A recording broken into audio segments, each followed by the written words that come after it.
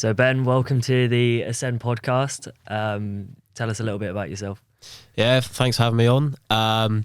Well, for those that know me or don't know me, my name's Ben Bassham. I'm you might know me from YouTube or you might know me through other things. I'm basically currently a degree apprentice. I am working in affiliates as a marketing executive, and I'm a part-time model. Cool, part-time model, add that in there. So what does your current day-to-day kind of look like? What are you up to? So my day-to-day probably be like most other people with like their 9-5. I'm in that, I'd say, that transition phase from being in your 9-5 to then like going all in on what I say is like a side hustle at the moment, right? But it's something that I want to pursue full time. What is that side hustle? So at the moment, I'd say like in terms of my second biggest income for a side hustle is my YouTube channel. Right. Full time, obviously, the degree apprenticeship, what I'm doing is a fixed course. I've got a couple more years left of that. And then I'll see, depending on how well things go, what happens after then. Do you reckon you're going to see your course out, or are you going to... Yeah, I'd like to think so. I want to, just because I think for what I get at the end of it, I'll only have this opportunity once. And it was quite a hard time getting it. So, and for the meantime as well, I'm in no rush. And I think because of my age, I can be a bit more flexible with like not having to put too much pressure on myself and having to make sure I'm doing something now, basically. So, so tell me a bit of how you got up to this point in terms of your entrepreneurial career up to this point. So, for anyone that has seen any of my videos or for anyone that doesn't know me at all, I've tried a lot of things. I've basically, from an early age, I've always been very sort of, I'd say, money motivated. Yeah. Since my parents sort of split up when I was about 13. So from that point onwards, I never really had, either one of my parents never really had like, I wouldn't say loads of money. I don't come from like a massive like affluent background. So if I wanted anything, I'd have to buy it myself. Mm-hmm. And I learned the hard way, washing up in a pub for £4.12 an hour. Torture. Yeah, I mean, yeah, we didn't even wear gloves. I mean, that was pretty peak. But yeah, so I've come from a background of just actually working, just doing like part-time jobs, and none of this sort of like, because it's very easy to go down the route of just like, trying to do day trading, drop shipping, like doing stuff online. But I think I've learned the best way and the hardest way of actually like, I'd say, getting your hands dirty. So yeah, started out washing in a pub, and then I've worked on pick your own sites across different places.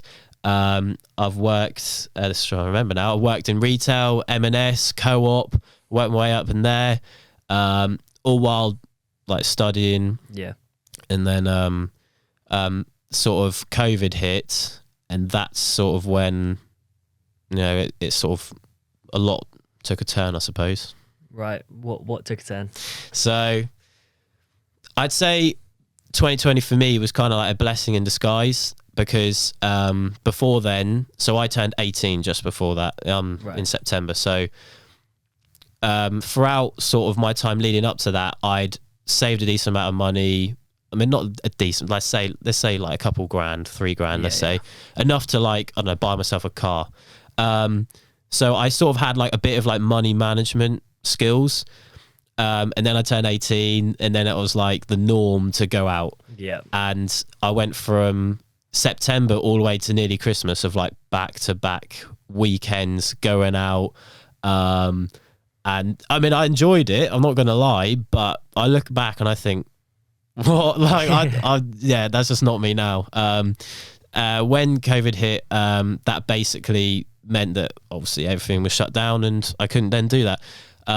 I had a job at the time working in co-op. Yeah, nothing special, just like a part-time job. And it was suddenly I was doing my A levels, working here, and then suddenly just everything, I just had nothing other than this little job at Co-op. And then I was like, right, well, I might as well pursue that and go full time in that. And then by doing that and living at home, I then realised how much money I was wasting by going out and just doing stupid shit, really. Yeah. And I thought, well, how can I like take advantage of it? First couple of weeks, I thought, okay, I have a bit of time off. I was playing PS4. They're not gonna lie. Yeah, like everyone did. Yeah, exactly. And then I was like, right, okay, this is gonna go on for quite a bit longer. I can't just get away with doing this the whole time. So I thought, well, what can I do? And I thought, well, I had money coming in. I had no expenses because I was living at home. So I thought, well, maybe I do a bit of research into what I do with it. And to be honest, I then went down a path. I found people online. Graham Stephan was definitely one of them. That was when he sort of had a big blow up on YouTube at that time. And I just binged watched loads. And then I was like I suddenly thought, well, why don't I just went down a rabbit hole basically. And then I ended up buying books. I read Rich Dad, Poor Dad. And then it was just like this massive accelerator effect of just like learning loads about finance really and money management. And then I was like, well, realizing like what I'd been doing the whole time, I'd just been wasting my money and splashing it and spending it when I could have been investing it. So throughout that sort of time, I was 18, so I started up. I sort of dabbled with it, investing a little bit, but I knew nothing really much of it. So I decided to put pretty much everything I earned away into the stock market at that time. And throughout the whole of COVID, I just pretty much did that and just sort of stacked it up, I guess. How did you get on with that? Initially, it was going well because during that time of like the bull run, you could say, that time of like Tesla stock, and yeah, that was fun days. Like it was probably like everything with that as a learning curve. Like quick money is never a good thing. No. But it was certainly quick money made with that. There was some days I was making, well, one day in particular I made like 1.6k, and I was like this is just not like that was more than I make in a month at my job. And I was like, that was kind of realization to me that like, yeah, there's money to be made online. Yeah. And I was just like, well, as long as I keep doing this and just sort of putting it away little by little, then I can dabble a bit more with it. Not gonna lie, like doing that, I had luckily I managed to take money out of it, but there was times where like I might have been down like 10 grand. I'm not gonna lie. Yeah. But I can say now that I've learned my lesson, that long-term investing is the way to go. And ever since then, 3 years later, 4 years later, that's what I continue to do every month. Yeah. What do you invest in? Is that crypto or shares? Nothing to do with crypto. I've never really liked that. If I did go into crypto, I'd just stick with the basics like Bitcoin, Ethereum. Yeah. But to be honest, I don't really like putting my money that I don't really know what it is. Yeah. I don't know enough about crypto, so I kind of just stick with index funds. Yeah. The S&P 500, and you can't go wrong with that. Yeah, and also a couple of other, you could say, sort of riskier investments. Yeah, with the S&P 500, I think I saw somewhere over a 20-year term, no one has ever lost on it. Like no one's ever gone below the amount that they put in. I'm pretty sure Warren Buffett said that he wants to leave like pretty much all of his inheritance to his family, and just like he told them to like put it majority into the S&P 500. Yeah, exactly. And I was like, well, when I hear things like that, I'm like, well, I mean, like that's the answer. So yeah, because what are the chances of the top 500 companies all like going down the drain? So, yeah, exactly. Yeah. What sparked your interest in kind of the side hustle type thing? Yeah, that's a very good question, because basically leading on from the point of you could say gaining money in the stock market and then losing it, I was like, right, because initially with the bull run, it's got to come back down at some point and it doesn't last forever. And I learned the hard way that stocks don't just go up. So it forced me in a good way to try and make money other ways. So that was my first sort of initial way of making money online. So I was like, well, what I was then just researching on what I can do. I had started off with doing a car boot side hustle. So me and my mate, we would literally go down to the car boot at 5 a.m. on a Sunday, take like £50 of us, all in like change. So take loads of change and we'd basically haggle people for like all sorts of crap and then try resell it on eBay. And over a time of doing it for a couple of weeks, we learned what to buy and what to look for. And it soon came to mind that I was like, some certain people just want to get rid of stuff and they don't really do their research into how much things are worth. So we were looking and buying PS4 games, Lego, and some of these things, like you'd buy, one of the best things I bought was like little Lego characters, minifigures, and you'd buy them for like £1 and resell them for like 40-50 quid because there's like resellers that collect them. Really? So for Lego, yeah, you'd be surprised that like a lot of adults are into Lego, so or kids or whatever. So and eBay, it was so easy selling on that as well. So that was something I did for a little while, and I made like a couple £100 most weekends, and that was like, well, I'll take it because it's sort of extra couple £100, £500 a month. So that was like the first side hustle, and then I sort of got a bit tired of it. On a Sunday, it was sort of like, do I really want to be getting up to then, like in the winter months, it was quite long and then it was raining, and it's just sort of, we thought like we could be doing something a bit better here, and it wasn't always guaranteed to, you weren't always guaranteed to find something. One thing I did find from that, mind you, is a bit of a, I'd say a riskier move, but this woman was selling, again, Lego, was selling, had this massive box, and she was like, right, in here is the Lego Simpsons house. And I was like, what, Lego Simpsons house? Like, right, I don't know how much it was worth. So what we'd do is we'd tell them we'd come back, go around, look on eBay, look at what's sold on eBay and how much it's gone for. And I instantly looked and it was like 700 quid. And then I went back and I was like, well, how much you want for it? And she was like, oh, about £100. And I was like, right, okay. And then I was like, I haggled a bit and I got it for like 90. Took it home, made it up. So the grown age of 19, I was building Lego, and that was a pain, just sorting out all that Lego because there was just like random stuff in that bag, no instructions. Anyway, there was like the Quickie Mart in there as well, which is a whole nother set. So basically, I looked on Amazon. Both these two sets combined are worth over £1,000, and I gave her 90 quid for it. And to this day, I've still got them on a shelf at home because they're not sold anymore. You can only buy them secondhand through Amazon. So it's almost like they're like a mini asset because they're appreciating in value. Every time I go to look, they're always going up in value. So I've just got these two Lego sets at home that are appreciating in value. So I suppose from my car boot days, that's something I've kind of got as like a bit of a memento, but it's also making me money at the same time. So yeah, I would have never thought Lego would do that, to be honest. Moving on to more social media side. Yep. Talk to me about TikTok. Have you done much on there or? Yeah, so I'd say if for anyone that's watched me on YouTube would probably know me best because of TikTok. Right. Completely by chance how I got into it. Obviously TikTok, like as everyone knows, unless you're living under a rock, has sort of been like the biggest social media platform grower in the past couple of years. Yeah. Especially in 2020, that's when like everyone was just sort of moving to it. So off like this, I'd say like all these side hustles I was trying, I came across this video online for a video idea. So I'd started the channel at the time and I wanted to switch it up a bit.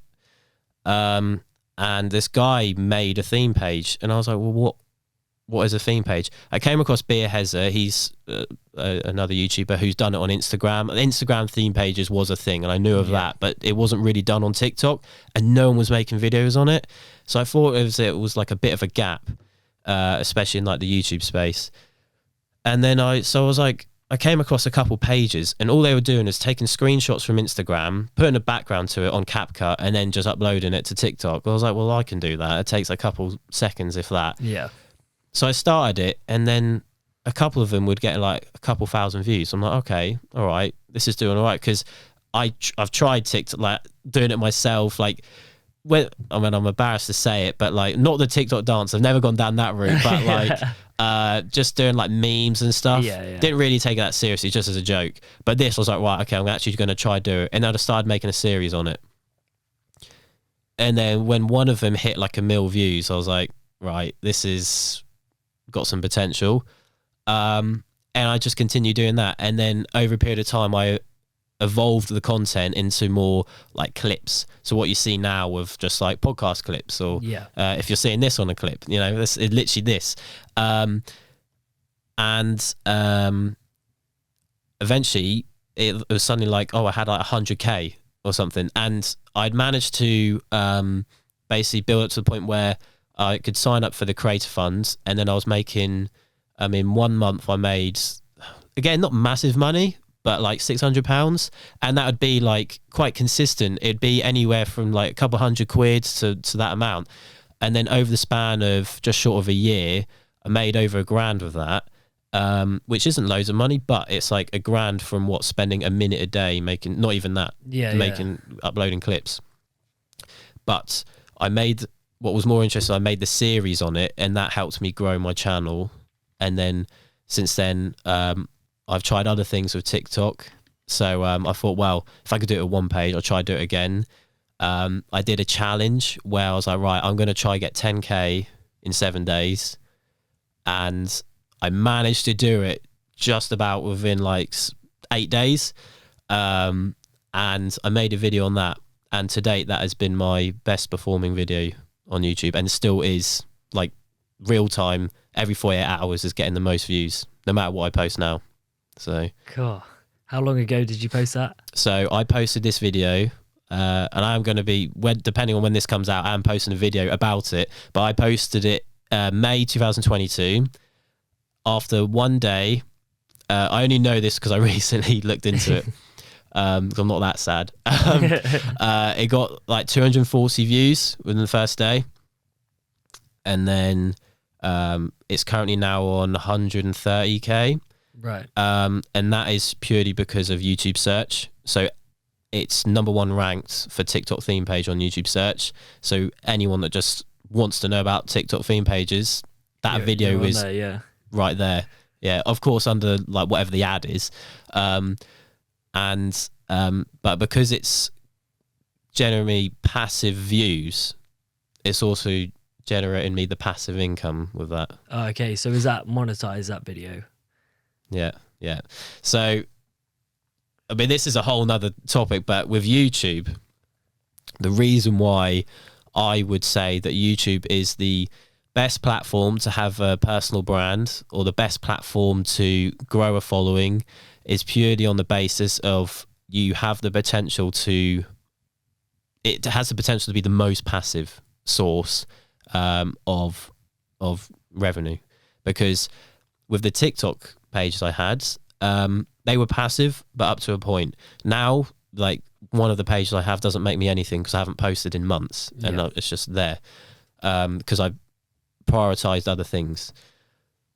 But with the YouTube channel, I could not upload. Like, if I was like, well, I'm going to take a break, not upload for 3 months, it'd still make me pretty much, it wouldn't like really dip in revenue, because it's all a compound effect, especially with YouTube. So, I mean, as you know, you'll open up YouTube now and you'll get a video that's like 10 years old on your recommended. So that's why I'd put YouTube over any other platform, because you don't really have that side of like, it can be so passive. You'll have videos out of nowhere that will get recommended to you, but the chances of that of being on TikTok is next to none, because TikTok and Instagram are so fast moving. Yeah. You've got to like, that's why I think it's quite hard to actually be relevant and stay relevant on just TikTok, because you've always got to be changing your content and keeping up to date. Whereas with YouTube, you can just be yourself, not necessarily follow the trends and follow the crowd. And you could make a video that absolutely flops now, but in this case, exactly this video, and a year later, it completely still blows making up. you money. I think what YouTube has done well, and I think TikTok's moving into it, is they're rewarding hard work a lot better, because on TikTok you can see people make a 15-second clip, and I don't know, the creator fund isn't great, but obviously now TikTok has the I think it's $1 for every 1,000 views over a minute. Yeah, so something similar. So the CPM on TikTok is a lot better than what it used to be.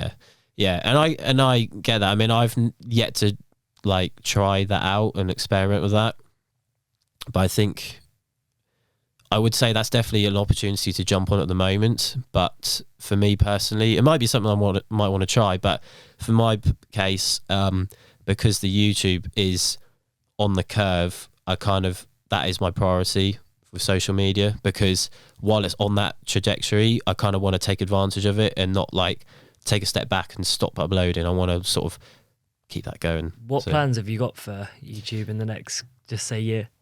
In the next year? Yeah. Well, some people think like, oh, I should aim for like to get a plaque, get 100K. Yeah. And that would be nice, but I mean, it'd be a lot of hard work. Yeah. I need a couple more of those videos hitting over 100K to get that. That being said, going off Social Blade, I'm projected to hit 10K at least by the end of this year. So I'm now on 7.3K. And in the past 28 days, I've gained 1,000 subscribers. So it's definitely growing. It's on the way. Yeah, up. I mean, when I got my first 1,000 subscribers, it took me over a year and a half from starting. So that puts in perspective of the compounding effect that YouTube has. So going from a year and a half to the space of 28 days to gain the same amount of subscribers. And I wouldn't say like I get a massive amount of views. So I'm quite lucky that I'm getting a decent amount of subscribers off the views. Yeah. Why do you think that is? I'd say, especially after changing my, I'd say focusing on quality over quantity. I used to think like, oh, I need to get a video out every week, every 2 weeks. But I sort of took a step back and thought, well, actually, it only takes, this is me plugging a video now. It only takes one video. Because it is true though, you can, like, I've seen channels where they get monetized with one video doing well. And it's like, well, if you can do that with one video, why not make every video like that, or at least try to? So that's kind of been my aim. It's like, right, okay, as much as I think, oh, I want to get content out, and people are like, oh, you need to post more, is actually more of a case of if you can make really high quality videos, even if they don't have to be that long. That's another thing I've changed recently. Then you are probably going to get more subscribers through that because they see the quality of your work. And then if you go, it'll also help your click-through rate out, because every time you then upload another video, your subscribers or the people that have watched you before expect to get that same quality the next time round and from the future. So yeah, I think on YouTube, especially probably within the last 1 to 2 years, probably after COVID, to be honest, there's a lot of YouTubers that have stepped up the game, and YouTubers can't really get away with doing the same things as they might be able to used to get away with. For example, like the Sidemen, they're basically filming production videos every week now, and like Mr. Beast and all them. Obviously, they're like top tier, and there isn't as many. You can't really get away with being lazy on YouTube, I don't think, anymore. It all depends. I mean, like, if you have really good content, then you'll do well regardless. Prime example of that is Sam Sulak, the fitness influencer. He just posts just raw content of him working out, but because he's a very relatable person, if you're very relatable, people will follow that. Yeah. Joe Faze is another person that's really relatable, and that's why he's done well. I mean, like, this is not me calling him out, but I wouldn't say he's got like the best of physique. So but for his platform, I think like he's obviously done amazing, and he's probably, I think, if not the best fitness influencer in the UK on YouTube. But the only reason, the way he's done that is because, well, people see him as like a skinny guy that's actually managed to get a decent physique. Do you think he's natural or not? I'd hope he is. I've seen him in person. Yeah. And the thing is, he said this as well, he doesn't look like he works out. Like it just, All right. it looks like he's just sort of a normal person. He's quite tall though, so unfortunately, like with genetics like that, it's quite hard to look really bulky. To fill out, yeah. Yeah, exactly. So I'm a bit lucky at being a bit shorter. Yeah, So up the short line.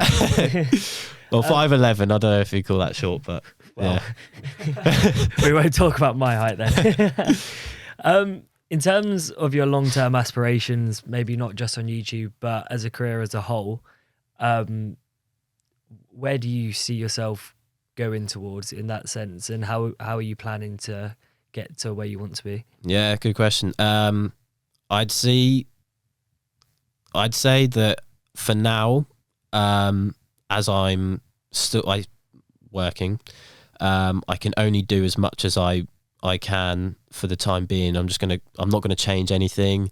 I mean, it's shown that it's grown. I'd love to go all in now, but I have to sort of be realistic and just like not jump to that just yet. But dependent on when I actually decide to like quit the 9-5, you could say, and just go all in, that is when I will just ramp things up. And to be honest, I'll probably leave the UK and start making content abroad, and hopefully with that in mind, that might scale a couple of things.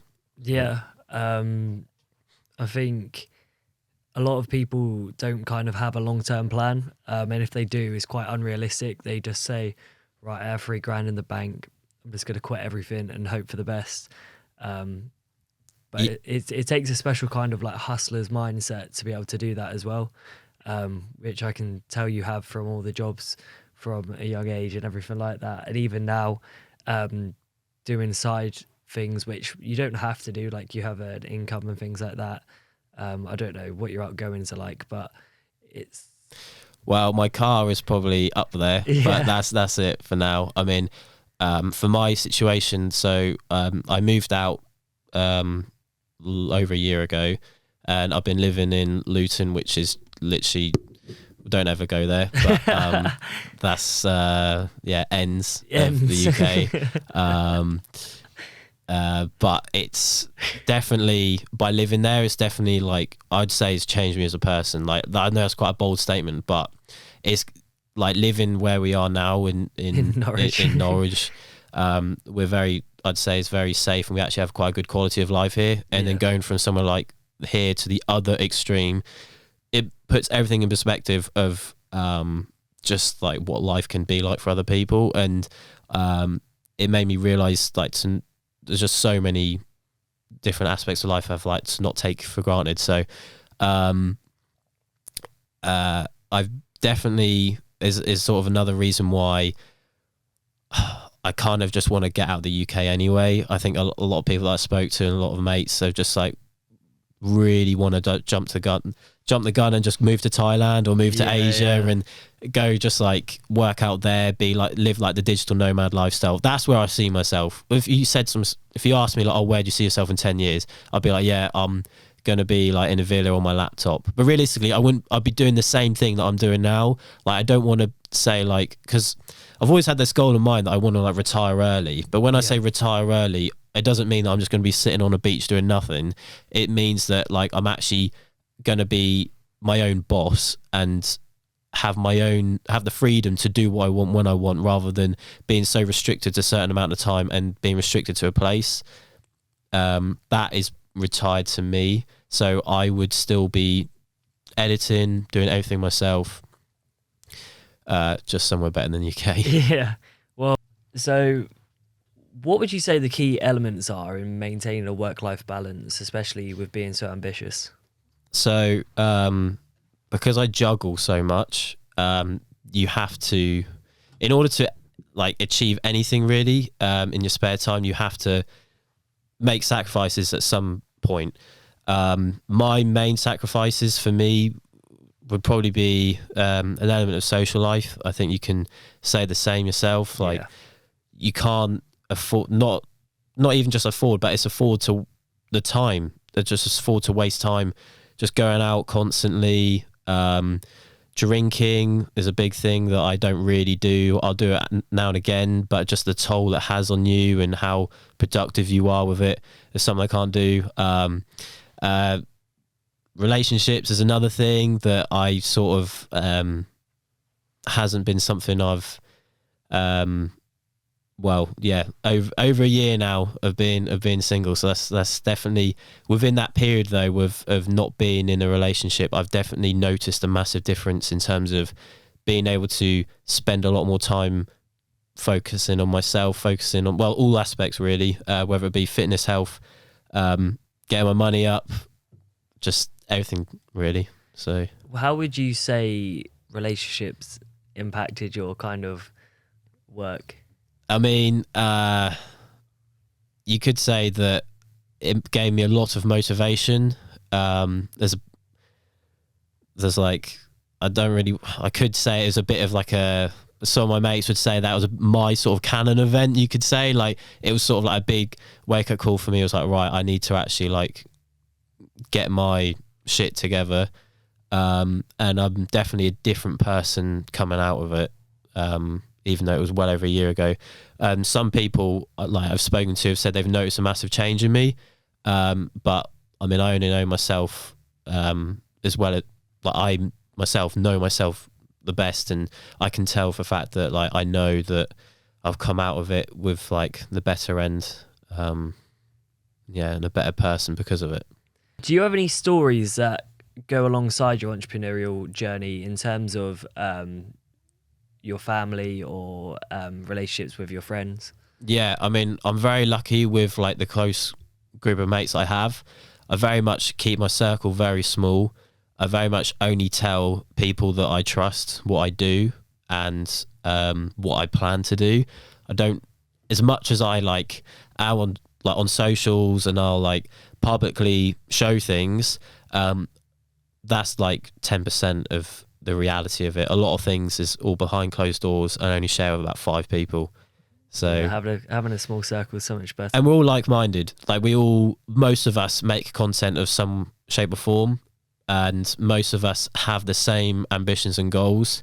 So I'm not speaking alien to them, and it's good that I can relate to them, and it's good that in a way that because we all bounce off each other, when I'm doing something wrong, they will tell me, or when I know I can improve at something, they will tell me.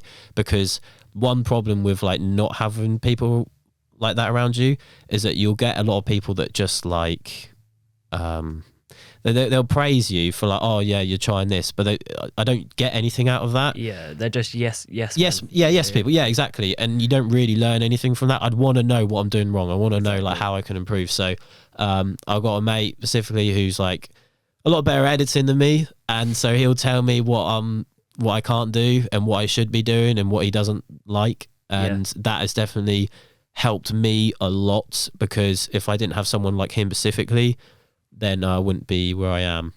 Yeah, I think your circle and who you surround yourself, you're definitely the product of that. If you're surrounding yourself with people that go out every weekend and only want to earn, I don't know, $1,500 a month, and they're happy with that, which some people are, fair enough.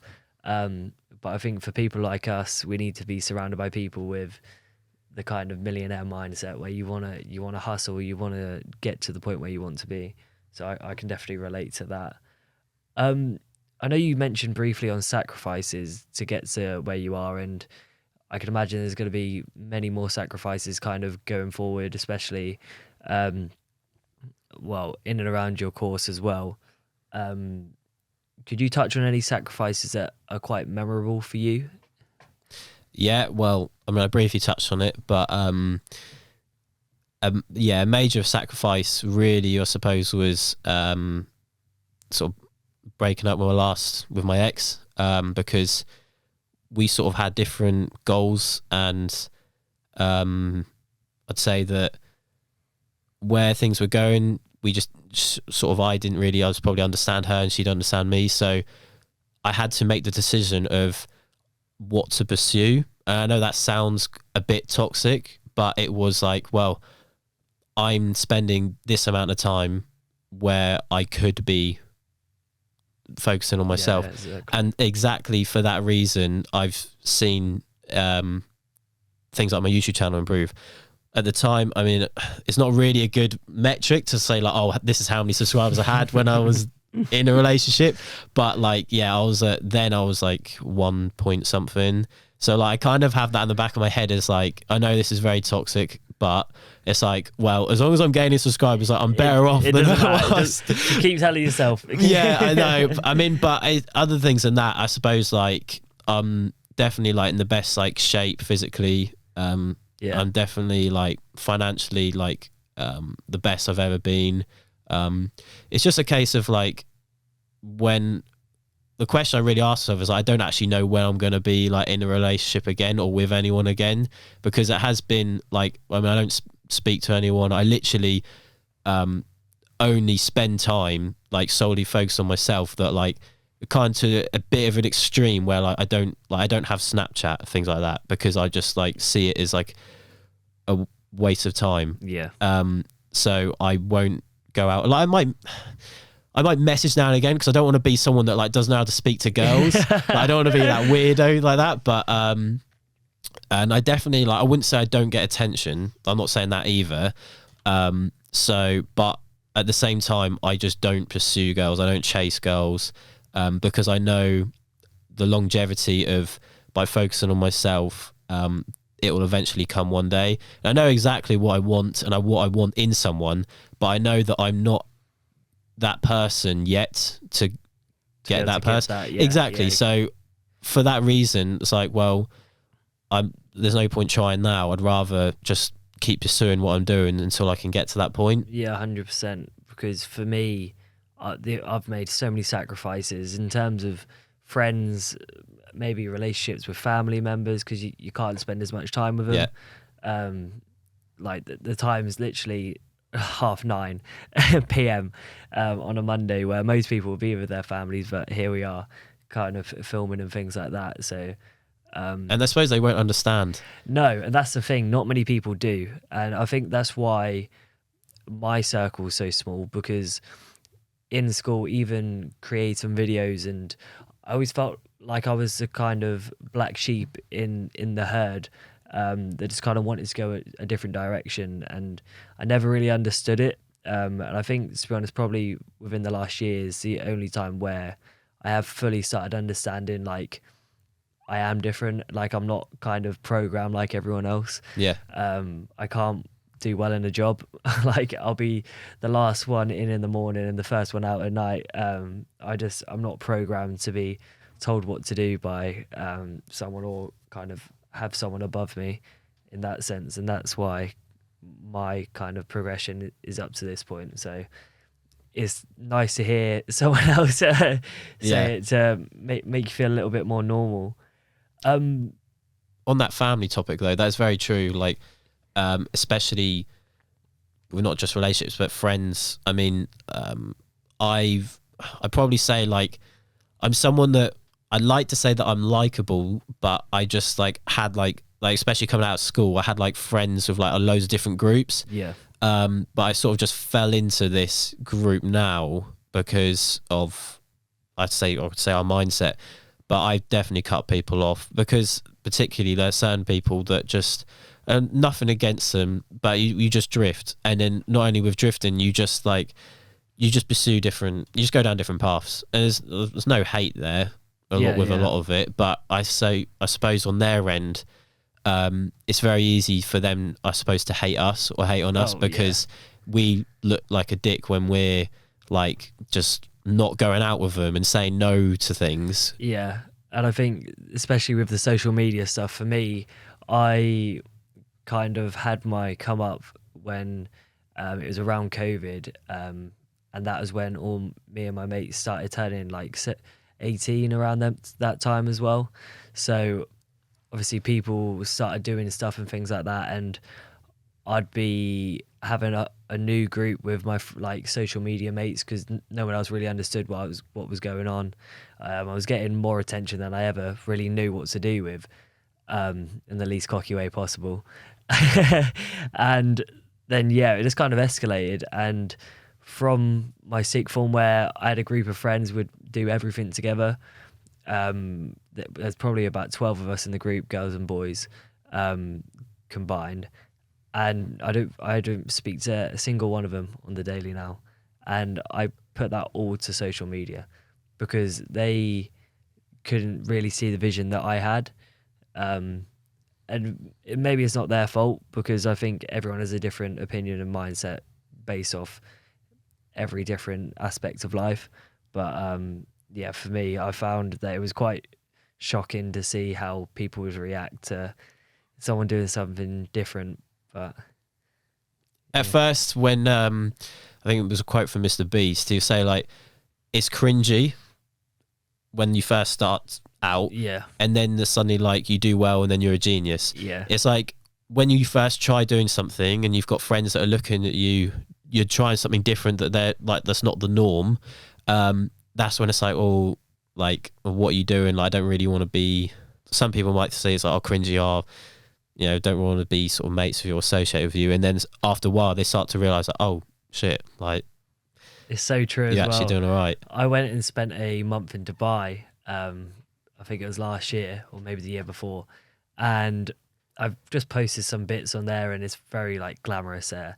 And I had people message me that I haven't spoke to since I was in like high school, like literally 3 or 4 years, and people were messaging me, "Oh, so happy for you, so proud of you." Da, da, da.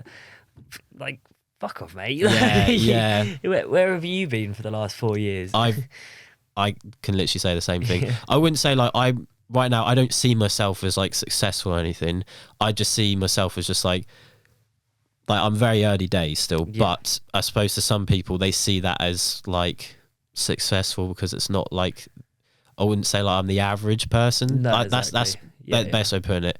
And so when they see that like they used to be mates with me, I've literally specifically some people who have literally like never spoken to me in like 4 years and come out of nowhere and just be like, oh, I want to get into content creation. Can we meet up? I was like, well, all this time I've been working myself to try and learn how to like do it. Like, yeah. I don't know why someone would then expect me to just help Yeah. them out. I don't know. Like, I'm mates with a lot of people, and I'm probably too nice at times, and I'll end up just DMing people.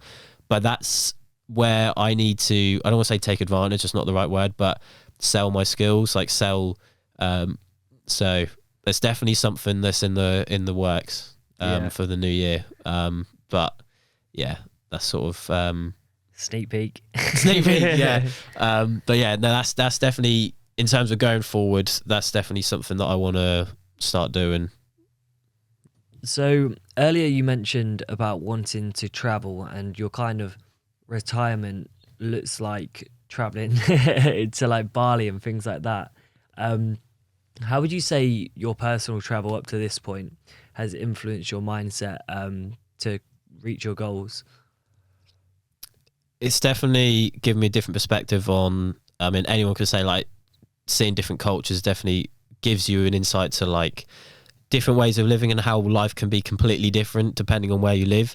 I'm very fortunate that I have been able to travel a lot, especially in the last year. I think I've done a total of 16 flights in the past year, like something along the lines of that, and a lot of it is to do with work. So as a bit of background, like I work in travel. I don't sell holidays. I'm not a travel rep, or I'm not a travel agent, or I'm not a hostess. But I basically just work at the head office for a travel company. And but with that, we have a lot of conferences. We have a lot of because a lot of us are working online. In the past job that I've just been doing for them, I've been in a role where my immediate team have been based across Europe, so I won't ever see them other than on Teams.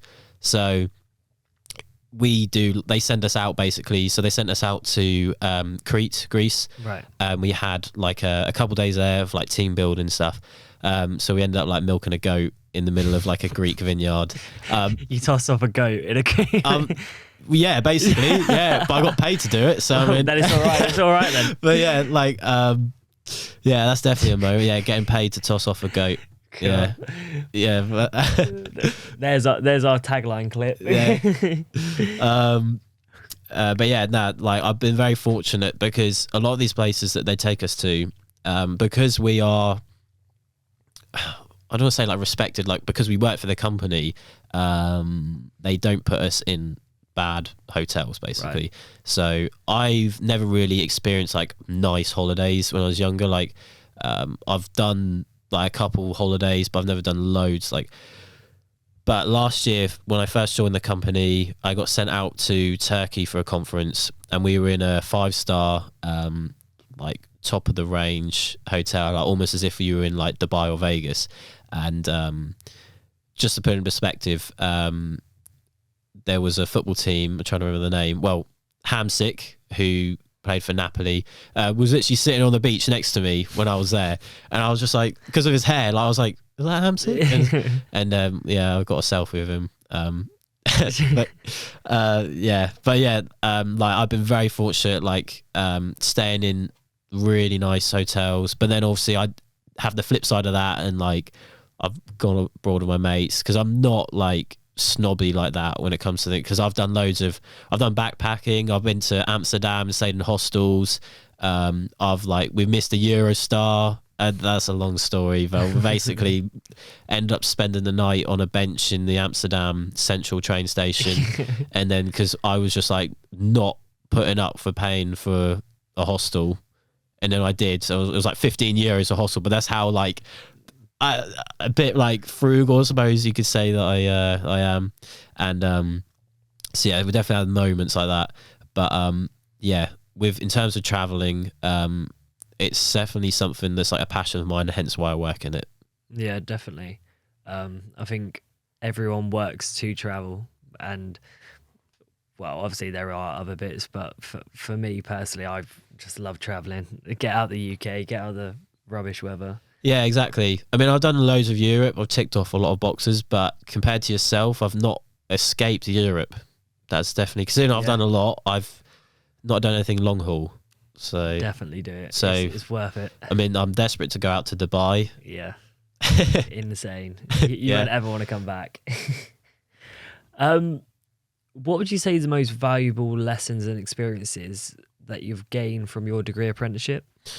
Yeah, good question. So let alone with like anything else that I do, being a degree apprentice compared to, because the idea of it is that you do that instead of going to university. So the idea of it is that you get an understanding of what it's like to actually work, but then you get the perk of studying on the side and getting your degree. And for this course specifically, I get a qualification in management. I'd say the biggest thing is like, again, relating back to work-life balance, like you won't get that with university. In my eyes, university, I think, is just, I don't want to say it's one big party. Like it really depends on what degree you do. But I do know this, that if I'd done my exact degree, just going through the traditional route of university, I would have been doing 9 to 12 hours a week, which is probably what I work in a day. So with everything. So, I was just like, I don't want to do that. And especially with like the debt, that was just never an option. I mean, I did apply and get in, but I'm pretty sure I didn't tell them that I was enrolled, and I didn't tell them that I deferred it. I think I just didn't turn up to, or whatever. I don't know what happened there. But yeah, I was like, I'm not going to uni. And this was the best option at the time. I will say though that getting a degree apprenticeship is the hardest part. It's a lot harder to get than getting a uni. We had about 1,000 applicants for what I do. And that was across most the apprenticeships that they offer at the company. There's 9 of us. So you had to go through a lot of stages and a lot of processes to get it. I was very, very fortunate, just for my case. I got it back in 2020. And I can imagine how that went in 2020. I didn't actually do it in 2020 because the travel industry just wasn't like profitable business then, because you couldn't travel. I was very fortunate that because I'd gone through the process of applying for it, and then what I did was, instead of going to uni, I just worked full time at Co-op. I just got promoted to a manager. I was on like £11 an hour, nothing crazy, but I just stacked it. It didn't matter how much I earned, it just mattered how much I actually kept. And because I wasn't spending anything, and I was able to have this amount after 3 years of being there, and from the 2 years that I took out, I was then fortunate enough to get called back to then do this course. So here I am in my second year of the course, and I don't regret any of it, really. Yeah. yet. Well, Well, yeah, we'll see. I'm sure. Well, it sounds like you get a lot of perks and benefits from it. So Yeah, exactly. And I think that's why like a good element of it. I'd say like no one goes into the travel industry to make money. Is something I've learned. Even though it pays well, I could do. I don't want to say it's guaranteed, but a lot of people say like you could do your same job at another business and get paid more. But it's weighing up the benefits because we get really good perks, in my opinion. I mean, let alone like actually getting paid to work out there. Yeah, I could go sort of for next to nothing. So, I mean, it's a selling point to get a relationship, I suppose, with someone. But I mean, it goes well. It goes well on Hinge. It goes well on Hinge. Yeah, the discount. But I mean, yeah, doesn't have Snapchat, but he has Hinge. Right? Yeah. Okay, that's a fair point. To be honest, I just go on there for the ego boost. I'm not gonna lie. Yeah, you get to see who liked you. Apparently, I haven't ever been on Hinge, but right, yeah. I mean, I must admit, it's a waste of time. Dating apps are a waste of time. But I just go on there if I get like spare minute when I'm bored, but that's quite rare. So I had a look on your YouTube, and you went through a bit of a health and fitness stage. Are you still doing quite a lot of that, or are you have you kind of stepped away from being that kind of new Joe Fraser kind of person? Are you saying that I'm looking a bit smaller today? Is that what you're trying to say? I think with everything, I'd say like I have a goal of just like being like a overall like well-rounded person in a lot of aspects, and I don't really want to be too involved in just like being overly obsessed with the gym and just being like just known as like having a good physique but nothing else. Like there's an element of everything, like having a decent amount of wealth, having a good physique, being good with people. So in answer to your question, no, like I still work out, but I wouldn't say like I wouldn't call myself a gym rat, even though I take it quite seriously. How I do it is like I train 3 times a week, but I go quite hard. Like I was there for 3 hours the other day just because I do a full body and then that's it. Yeah. Because time is definitely like right now is like my biggest asset. So I can't be spending way too long in the gym, like every single day working out. And that's sort of, I think it's different for everyone, and that's sort of my balance of like 3 days a week is enough for me. Yeah, no, I think where people fail in the gym, obviously I'm no guru at all, but I used to be very skinny, like 68 kg, and then I got up to 86, and still was pretty toned. It's heavier than me. 86. Yeah, I got up to 86. I'm around 82 now. You're heavier than me. Yeah, it's one of the legs, you see. Yeah. But yeah, I found the kind of balance where you can fit it into your schedule. I think people try and go from 0 to 100 way too quick. They try and go from eating Mackies and clubbing and all this, and then completely changing their life on a Monday. Yeah. Or by Friday, you're not going to maintain that. Where if you change a little bit at a time, it's so much more beneficial. For me, I think I was eating chicken burritos.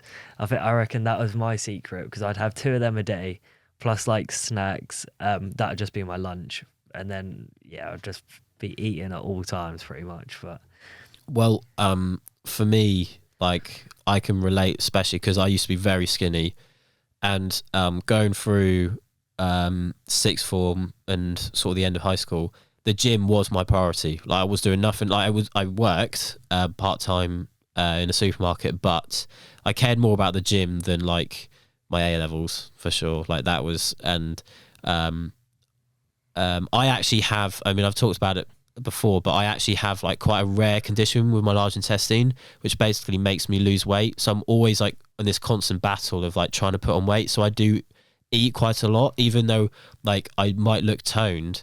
It's actually like I have to eat a lot even just to be like this. So I found bulking quite hard. yeah. But I managed to like, I was in a short period of time, I just went on a really bad dirty bulk of like Mackies, like you said, Really? like just, but Triple cheeseburger. yeah, Cheat code. it was the 20 chicken nuggets. Yeah. That's it. That's the strat. But now I've come away from that massively. That's another thing as well, like trying to get my diets right, because there was so many side effects with that. In like, I say I've got a spot now, but like acne was like I really struggled, like suffered with that at one point, and I didn't even think at the time it was that bad, but looking back it's awful. And I had like a lot of fat around my neck and I didn't even really see it at the time. So from that element of like, rather than just like being really jacked and massive, I'd rather be more athletic and have like a bit more like like my skin, like clearer skin, things like that, like health, just a better health. Like I started taking like I say supplements, fish oil and things like that. And like, I wouldn't even think about that a couple of years ago. I would just think about protein and just like powder. Yeah, people do forget about kind of everything else that goes with it. Like you can't just skip the veg, because then you feel too shit to go to the gym, and then it's just like a bowling ball effect almost. I mean, there was times I threw up in the gym because it was just, I was just eating crap all day, and then I was just like lifting weights, and then it would be like throwing up all these chicken nuggets and milkshakes and just like, flying out. Yeah, like it was grim. But yeah, that was a period of time where like I look back and I think I don't miss it. But having said that though, that was the point where I was at the strongest I ever was, and then with COVID and the gym shutting, that was mentally challenging, just from that aspect of I'd worked so hard to get this physique and get this strength, and then suddenly the gym's closed. You can't do this. It's not the same at home. It's really not. And that took a bit of a toll on me, and then it was the motivation to get back into the gym and to get back to physique. And since then it's been an ever so slow process of getting back to that strength. And now I'm at the same strength, if not more. Like I'm stronger now, but I haven't got the fat, so I'm much more proud of myself for that. Where I probably lack is like the cardio side. So I've only just started playing football again. That's something I did for ages. But I'd say I need to up the levels. I mean, I've got a mate who does, well, I've got two mates now that are getting into fighting, so that's sort of potentially next on the cards. Get some sparring going. I mean, like with Misfits and everything going on, it kind of motivates you to because I think there was a TikToker that ended up getting on there. I can't remember his name, but he was a big lad. And he was cutting down on eating and things like that, and he lost quite a lot of weight, and then he got into Misfits, and now what is it? Tempo. Yeah, Tempo. Oh yeah. Oh what? Yeah. Tempo. Yeah. Oh yes. Yeah. And I always saw him on my For You page and things like that, and then I saw him on there, and his kind of raw reaction to it, because he just like another us almost. Yeah, exactly. And now I think he signed like a 3-year deal with them or something like that. Well, I went to one of the Misfits events. I've been to a couple, but I went one as media, and that's probably the best. That is hands down the best night of my life. Like that night was amazing, because like I got to meet so many people that you just see through social media, and you kind of like idolize them, but then and they're just there in person. Like a lot of like the Love Islanders, but like Bugsy Malone. I went to the press conference with KSI, and like they were just giving out Prime. Like that was mad in itself. And I only got there because of my subs. That was the only reason I got in. Really? And a couple connection that I'd made at a previous Misfits event. But I got speaking to one of the guys there, and specifically one of the fighters, you might or might know Unbear, but he's got about, he's the same sort of size as me on YouTube at the moment. He's about 7K, but he's more known on Insta and Twitter. Right. He got on to a card with 300 subscribers as like a Happy Punch fighter, one of the undercards, and he fought Korn, who's quite big on Twitter. And they've had 2 fights now, but he's now in it with Misfits. And I was on a call with him before, like with my mates, because one of my mates walked out with him dressed as an Arab, because that's sort of like his background. Yeah. So my mate went on stage and he was with Gideon and all that backstage, literally just like just chilling with like Gideon and stuff in a hotel room before, just like prepping for the walkout. And yeah, it was just mad seeing everything up close. And I was watching the fights, because as you're there, you're sort of going backwards and forwards. So like, you're supposed to be you do interviews. That's the reason why you're there. But I was too gassed to like even compose myself to do interviews. I managed to get a video out of it. But long story short, as you go between the fights, we were sitting down, and then like I just looked to my left, and there was Dammy from Love Island. Oh yeah. And I was just like, because I was with my mate and who also does YouTube, and we were just like, is that Dammy? Do we ask him? So we asked him, like, oh, excuse me, mate, like, is it Dammy? He's like, oh, in an Irish accent. I can't do an Irish accent, but yeah, he was just like, basically, yeah, but literally so down to earth. We were just openly talking about his experience on Love Island and just content creation, what he's doing now, and seeing that and having that experience with people that you only see through the internet is just like, it was just a bit of an eye opener to think like I could do this as well. Would you go on Love Island? Yeah. Yeah. I would. I mean, like, get him on there. Yeah. Well, yeah. I mean, if they got me a relationship, then yeah. Nah, I'm not that desperate. Fuck the relationship. I'll be thinking about the money, man. Yeah. Get the money and the clout up. I mean, the relationship would be a bonus, but don't not put me on now. No, I would love to go on Love Island. Yeah, yeah. I mean, I'd do that or Misfits, to be fair. Same thing, to be fair. Yeah. Just So as we come towards the end of the podcast now, what's one bit of advice that you'd give aspiring YouTubers in the same industry as you? Specifically for YouTube, I'd say like, don't get too caught up. Now knowing this, after doing it for just over 2 years, don't get too caught up in a niche.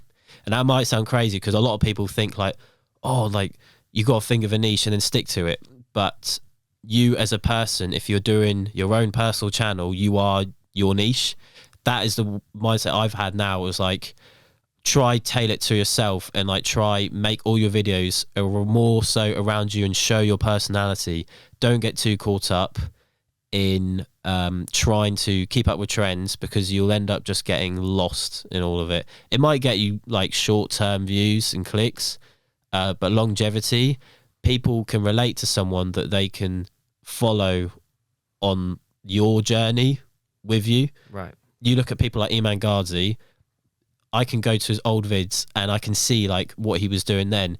At the time, he would have got like hardly any views. I can almost guarantee it, because they were just vids that are just him vlogging. Vlogs don't necessarily do that well on YouTube anymore.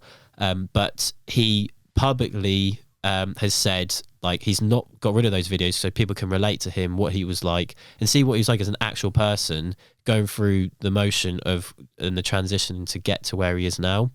Yeah. So I think that's a key part. And also, dependent on the content that you make, I'd say to try focus on making what's known as evergreen content that is relevant no matter what the time period. So what's worked well for me is that I've made videos that I know will still get views in 10 years time, or hopefully get 10 in 10 years time. And that way, those videos will try rank on search, and that way you're building almost like a big portfolio of all these like individual assets that are paying you passively. So rather than like, oh, you've got to rush to get a video out because you're not making any money, even though you shouldn't focus on money to start with. That's a big point, and I don't even focus on it now. By just literally just focusing on trying to make videos that you know will do well for the long term, that you'll then slowly start to see the snowball effect over time. Perfect. Well, thank you for coming on the podcast. I think you've definitely helped out a lot of people that might have gone through some of your previous experiences or might be feeling a similar way. And yeah, I think they'll definitely benefit from it. Yeah. I think the highlight was jerking off a goat. They definitely know that now. But yeah, no, thanks for having me on, and yeah, I look forward to. We'll get you on in a year. Yeah. We'll see where you are. Well, I might have grown a beard by then. I mean, that's what I'm trying to do, but I can't can't quite do it. So A boy can dream. A boy can Yeah. dream.